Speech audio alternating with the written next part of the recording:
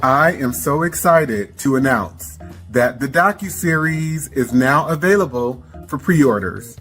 Go to DanteKing.com or to DiagnosingWhitenessAndAntiblackness.com to check it out. Go and subscribe. Get your popcorn ready for December 7th. You can also join the launch party, which will be held live through Zoom.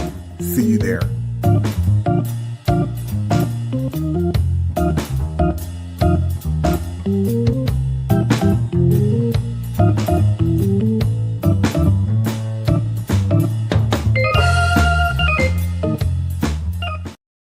The book surprised you the most? A whole book. The whole book. Because I thought that I knew a lot until I read that book and realized I didn't know anything. There was a lot to learn and a lot to still be discovered. I'm still processing it. I can see things now that I didn't see before. And it's all because of the book. I love that. Jules? So much of the book really opened my eyes to things. The Casual Killing Act, the legality of rape. And then one of the other parts was the housing covenants and the covenants that were allowed. And growing up in the Bay Area, St. Francis Wood, for instance, is a highly coveted place to want to live or want to strive to, right? I was a child and I'd passed through St. Francis Woods and it was something that you feel could have been attainable. And then as you read Dante's book, you realize it's attainable for white people. It's not attainable for me. It's not attainable for you. Not in the way that you think you would be able to attain certain places and spaces. You are written out of that legally. Right. And Alicia? What really stands out to me is the 1850 Fugitive Slave Act, which describes so much of how white people operate in terms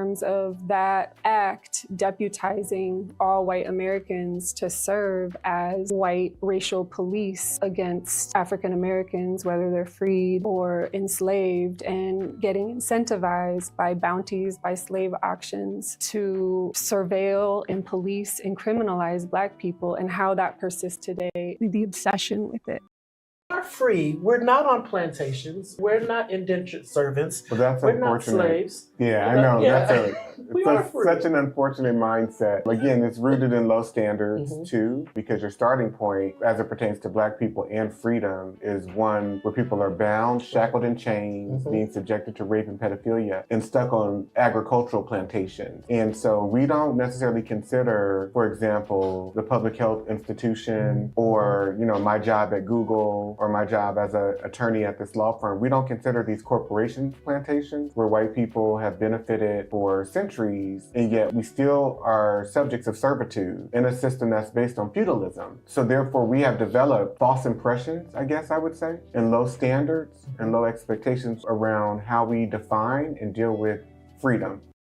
The hardest about chapter 3, and what are some key pieces that stood out for you that you would want people to know about or be prepared for? The different laws and the cases and the way that the system has been set up to not protect Black women and Black boys too, and Black men as well, particularly Black women, just for us to be seen, as you said this earlier, just the vessel to give birth and then go back to work. So that shows up in how our birthing outcomes are. It shows up in how we connect with our partners, because there's this constant reinforcement of that you don't matter and you're not valued. And I think you highlight that very clearly, the lack of protection for Black women in chapter 3. I also remember in one of your courses, you asked the class, would they want to be Black women? Everyone said no, right? And that just shows me even more how reinforced it is that being a Black woman, you're at a constant state of lack of protection and also aggression as well. Yeah, and let me be very clear too, because that question was out of the spectrum of all of the identities that I presented as multiple choice answers.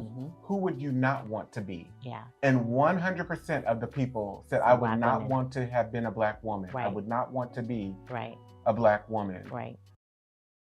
I am so excited to announce that the Docuseries is now available for pre-orders.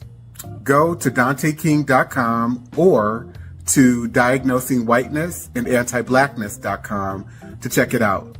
Go and subscribe. Get your popcorn ready for December 7th. You can also join the launch party, which will be held live through Zoom. See you there.